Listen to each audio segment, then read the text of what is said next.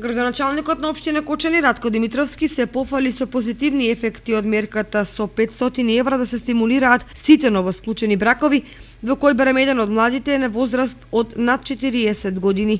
Ако првата година по примената на оваа стимулативна мерка беше склучен само еден брак во кој нововенчаните ги искористија средствата што ги доделува општината, лани тоа го направиле дури 7 брачни парови. Една од причините за заживувањето на мерката секако е подобрата информираност. Искуствата велат дека стимулативната мерка ги охрабри повозрастните ергени и моми да се женат и да создаваат семејство и при тоа да влијаат за зголемување на наталитетот. Една мерка која што има во неколку општини во Република Македонија и која што и кај нас јас имаме веќе втора година и покажува ефект дека еве сами забележавте 7 брака се склучени над 40 годишници.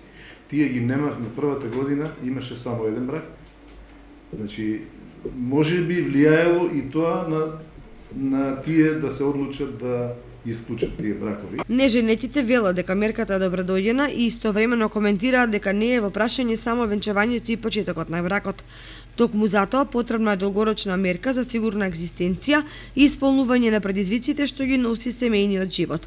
Па сепак бројките се непобитни и тие сами по себе ја потврдуваат оправданоста од лани потрошените 210.000 денари за оваа мерка, кој сигурно ќе предонесе за уште нови бракови и новороденчиња, за кои со соодветни мерки помагаат и општината и државата.